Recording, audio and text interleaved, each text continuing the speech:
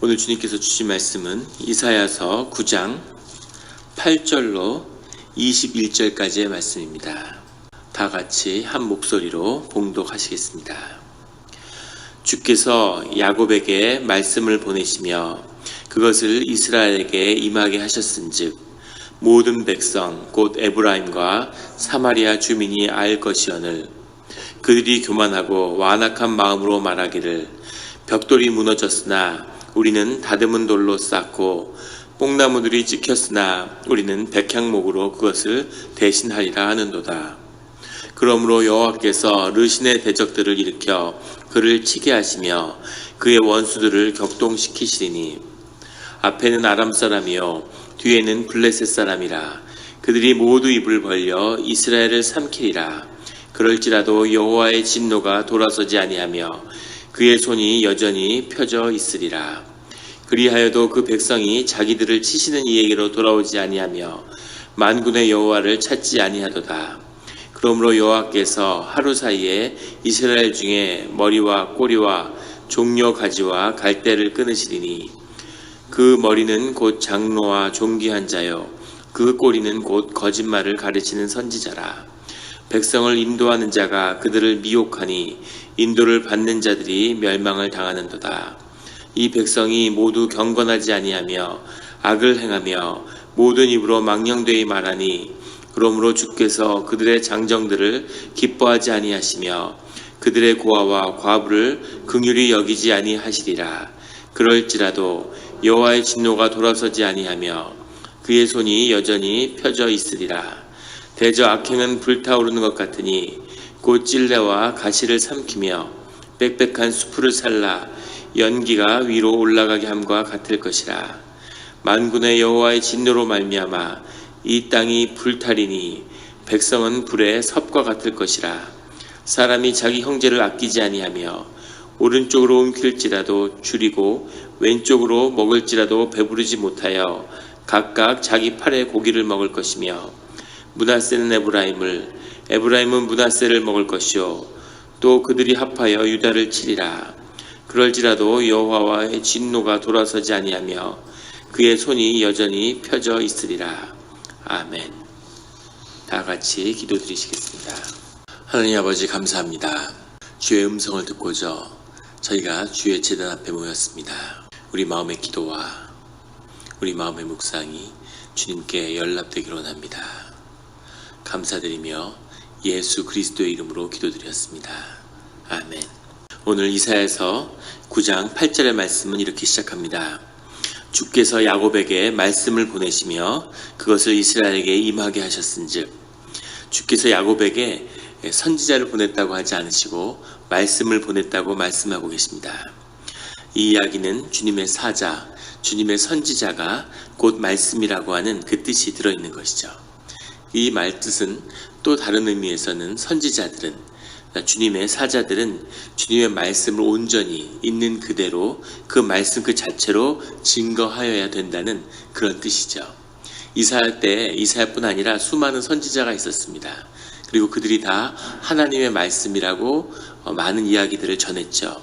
그런데 그것은 주님이 보낸 주님의 말씀이 아니었다고 하는 점입니다. 그것이 오히려 더 유다를 타락시키고 예루살렘의 몰락을 가져왔다는 거죠. 주께서 야곱의 말씀을 야곱에게 주의 말씀 그 자체를 보내셨다는 거죠. 그것을 이스라엘에게 임하게 하셨은즉 그 말씀을 이미 이스라엘이 들었다는 겁니다. 이스라엘의 민족이 그 말씀을 접했는데 그 말씀을 주님의 말씀으로 받지 않는 것이죠.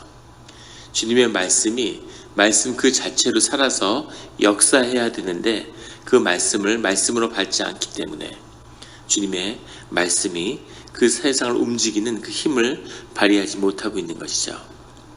9절에 모든 백성 곧 에브라임과 사마리아 주민이 알 것이오늘 그들이 교만하고 완악한 마음으로 말하기를. 그들이 마음이 교만하고 완악하여져서 뭐라고 이야기하냐면 10절에 벽돌이 무너졌으나 우리는 다듬은 돌로 쌓고 뽕나무들이 찍혔으나 우리는 백향목으로 그것을 대신하리라 하는도다. 벽돌이 무너졌는데 다듬은 돌로 쌓는다는 건 더 집을 좋게 쌓는다는 거죠. 주님이 집을 무너뜨리셨는데 그런데 우리는 더 좋은 곳으로 집을 쌓겠다. 뽕나무들이 찍혔으나 뽕나무라는 것은 제일 그런 목재 중에서는 값이 없는 제일 밑에 있는 그런 나무들인데 뽕나무들이 찍혀냈으나 우리는 백향목으로 백향목은 존귀함과 고귀함을 상징하죠.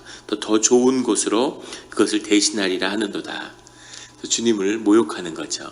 집이 중요한 것이 아닌데 주님의 뜻이 중요하고 주님을 만나러 오라는 것인데 벽돌과 뽕나무가 무너지면 우리가 다듬은 돌과 백향목으로 내 집을 짓겠다. 이런 자세로 주님 앞에 서 있는다는 것입니다. 그러므로 여호와께서 르신의 대적들을 일으켜 그를 치게 하시며 그의 원수들을 격동시키시리니 그래서 유다의 왕국이 그 하나님의 징계 가운데 어려움 속에 처한다는 거죠. 주님과 함께하는 주의 자녀가 주님의 권능에 함께하게 되면 존귀함을 받고 존경을 받고 권위를 받고 세워지고 주님을 잃어버리면 사방에서 우겨쌈을 당하는 거죠. 모든 민족이 열방이 다 주의 자녀들을 짓밟으려고 몰려오는 것입니다.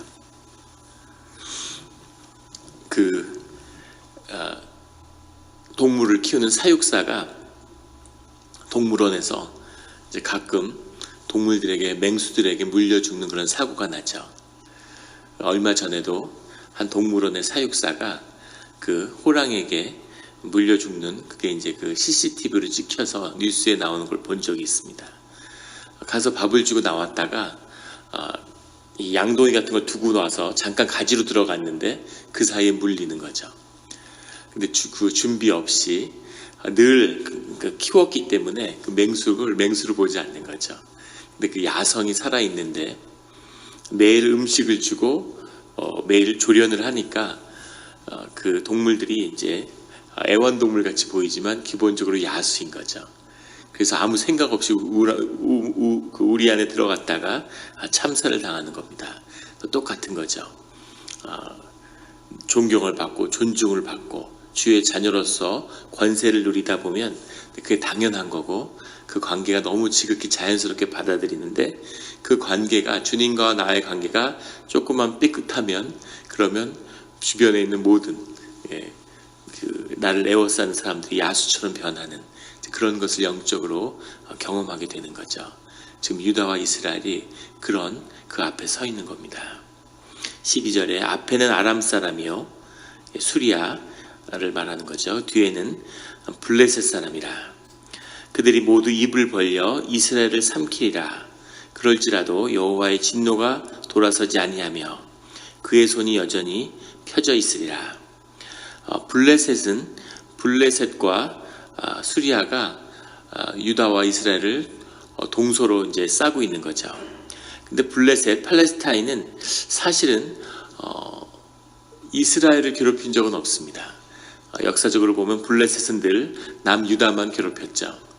그런 취지에서 본다면 이스라엘을 삼키려 할 때 이스라엘은 북이스라엘을 의미하는 것이라기보다는 이스라엘 민족, 온 이스라엘의 민족, 유다의 민족을 지칭하는 것이겠죠.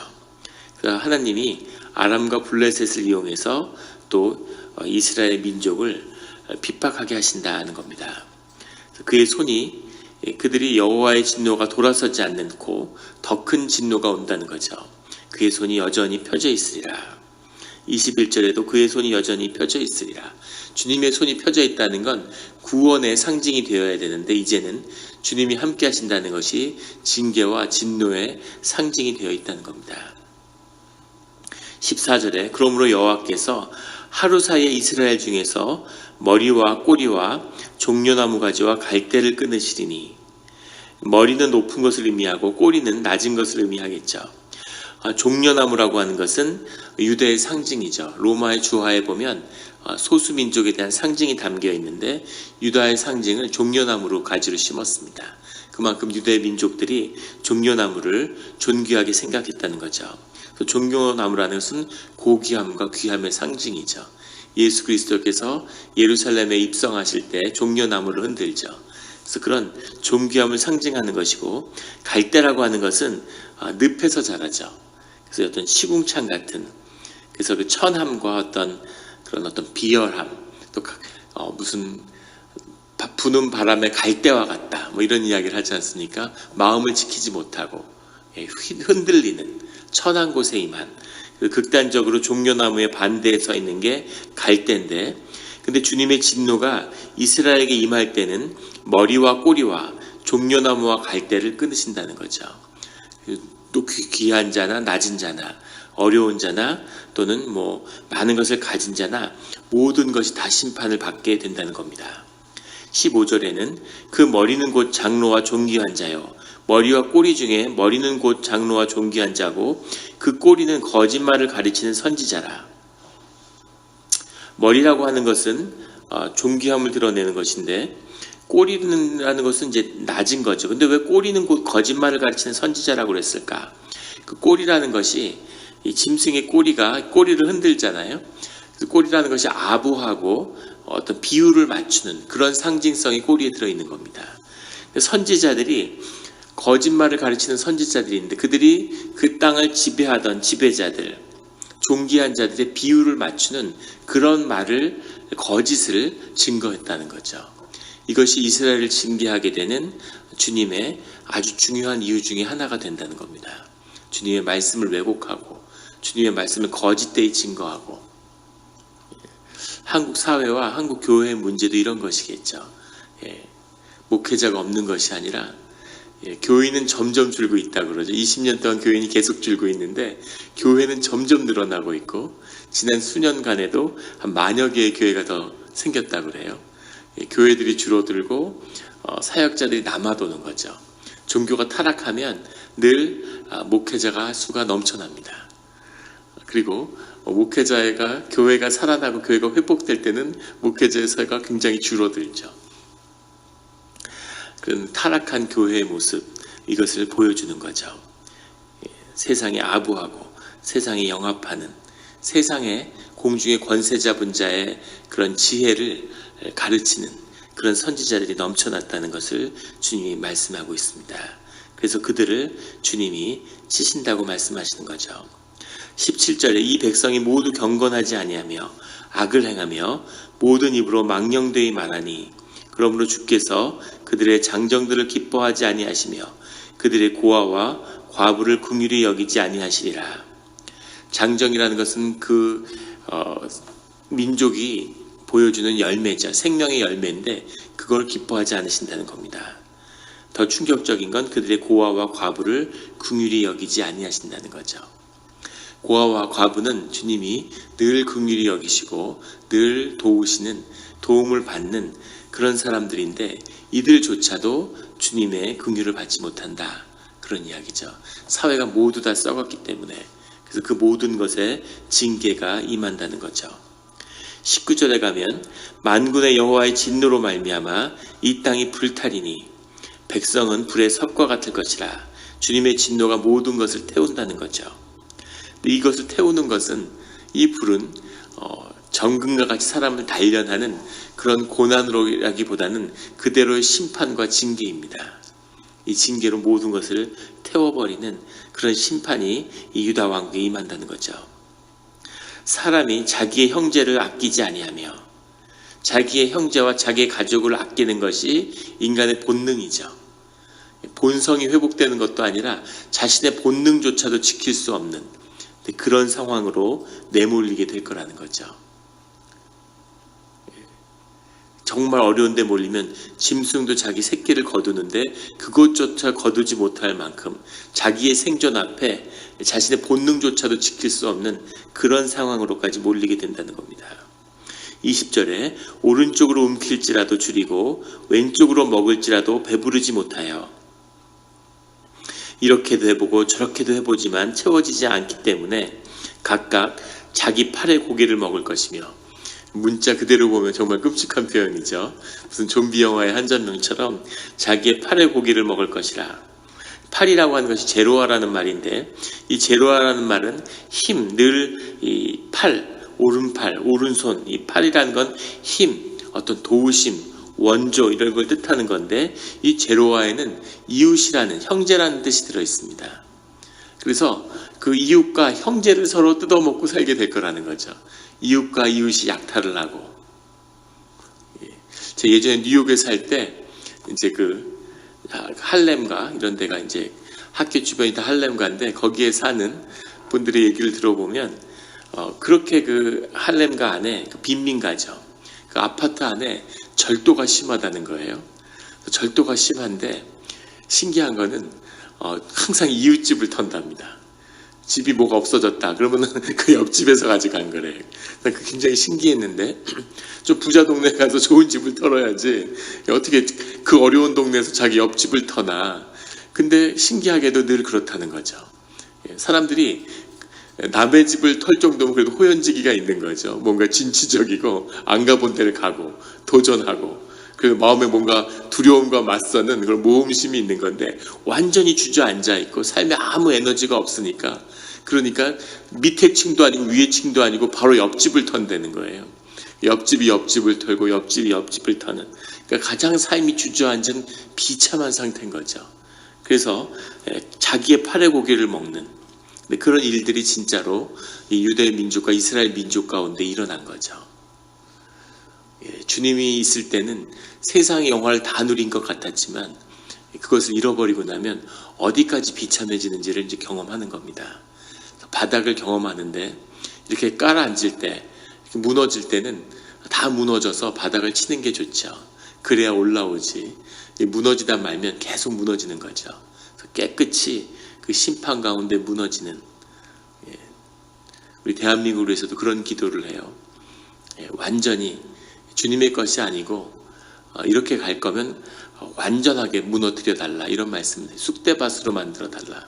그리고 주님의 벽돌부터 한 장 한 장 다시 쌓는 거죠. 그것이 결국은 유익이고 그게 결국은 구원이고 그게 결국은 회복이라는 것을 깊이 경험하게 되는 겁니다. 그것이 속량인 거죠. 21절에 므낫세는 에브라임은 므낫세를 먹을 것이요 또 그들이 합하여 유다를 치리라. 이스라엘 민족 가운데서 지파끼리 서로 약탈하고 지파끼리 싸우고 서로 공격하는 형제들인데 그런 일들이 일어난다는 거죠. 그런데 더 놀라운 것은 그럴지라도 여호와의 진노가 돌아서지 아니하며 그의 손이 여전히 펴져 있으리라. 비참하고 힘들고 어렵다고 그래서 주님이 회복시키시는 주님이 그 뜻을 돌이키는 그렇게 일이 일어나지 않는다는 겁니다. 주님의 뜻이 주님이 이루고자 하는 그 심판과 구원의 뜻이 분명해질 때까지 이 일이 계속된다는 거죠. 주님의 우리가 긍휼과 은혜를 추구하기 때문에 주님이 징계가 임하면 바로 엎으러지는 그런 게 필요하죠. 주님의 징계를 받은 자들은 제가 군대에 갔는데 훈련소에 있을 때 교관이 무슨 이야기를 하다가 이렇게 손을 들어서 이렇게 치는 것처럼 이렇게 하는 거예요. 근데 제가 눈을 이렇게 딱 쳐다보니까 다시 손을 이렇게 내리더니 가더라고요. 그러더니 나중에 훈련소 나올 때 다 끌어안고 그동안 수고 많았다 이러는데 오더니 너는 한 번도 잘하면서 맞아본 적이 없지 이렇게 물어보더라고요. 내가 그렇다고 사실 잘하면서 꿀밤 한 대 안 맞았습니다. 그랬더니 그걸 어떻게 왜 묻느냐 이러니까 그때 손을 이렇게 들었는데 자기 눈을 이렇게 보는 걸 보고 깜짝 놀랐다는 거예요. 전혀 폭력을 두려워하지 않는구나. 그래서 그런 애를 때리면은 바로 신고를 하겠죠.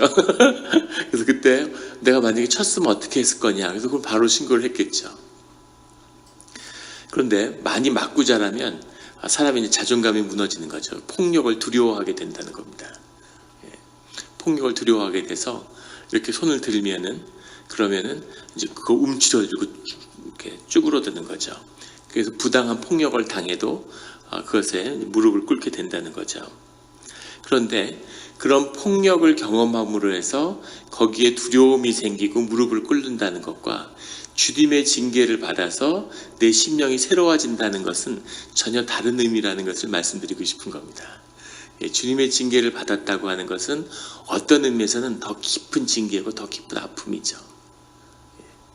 불에 그을린 나무라고 하는 그 이스라엘 민족에 대한 비유처럼 문제는 다 타버리고 진짜 중요한 것만 남아야 된다는 거죠. 다 타버리면 정말 좋은 것이 그 안에서 나온다는 거죠. 그게 없다면 차라리 타버리는 게 낫겠죠. 그런데 그 고난을 깊이 들어가면 우리 가운데 10년 가운데 진짜가 드러나게 된다는 겁니다.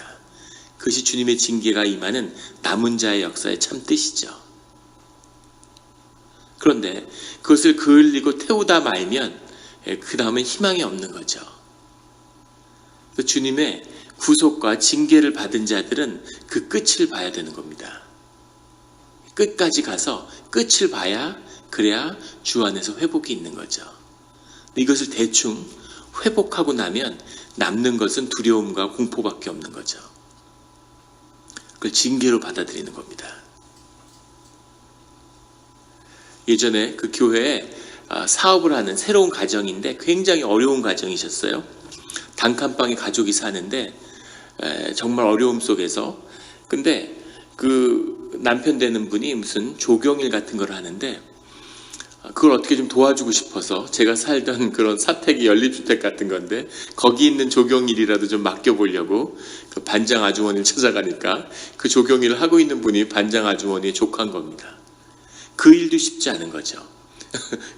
야, 정말 세상이 각박하구나, 살아가기가 힘들구나. 근데 그분의 삶이 펴지기 시작하는 거예요. 근데 정말 신기한 건 순식간에 이렇게 잘 살게 되고 집을 사고 막 건물을 사고 불 붙듯이 막 일어나는 거죠. 열심히 이렇게 신앙생활을 하면서 잘 되니까 너무너무 감사한 거죠. 근데 이렇게 시간이 지나면서 보는데 그분이 어떤 때 굉장히 많은 헌금을 하는 겁니다. 그래서 무슨 좋은 일이 있나, 감사할 일이 있나 가서 물어보면, 가서 신방을 가서 여쭤보니까 정반대인 거예요. 어려움이 닥치니까 헌금을 많이 하는 거죠. 그 안에 감사함이 아니라 두려움이 있는 겁니다. 삶의 깊은 어려움을 겪었기 때문에 또 어려움을 당하면, 또 사업이 망하면 이런 거에 대한 거의 노이로즈나 공포 같은 게 있는 거죠. 그런데 주님을 만났어요. 그러니까 사업이 어려워지면 헌금을 엄청나게 하는 거죠. 두려움 때문에. 그것은 신앙이 아닌 거죠. 그것은 노예인 겁니다. 주의 종이라고 하는 것은 주님의 쓰임을 받고 주님의 뜻에 따라 주님이 전부로 살아가는 사람의 삶인 거죠. 두려움으로 굴복해서 그 멍에 묶여 있다면 그것이 무엇이든 그 삶은 노예고 의미 없는 삶이죠. 예수 그리스도를 만날 때까지 종교 아래에서는 모든 사람이 노예가 되는 것입니다. 종교의 굴레에 묶인 노예인 거죠. 그것을 깨버리고 주님 예수 그리스도를 만날 때만이 주의 자녀가 되고 주의 형제가 되고 주님과 같은 한 집을 이루는 그 삶으로 들어가는 거죠. 이 말씀을 나누는 이유는 우리 이사야서의 말씀 가운데 계속된 징계의 말씀이 나오기 때문입니다.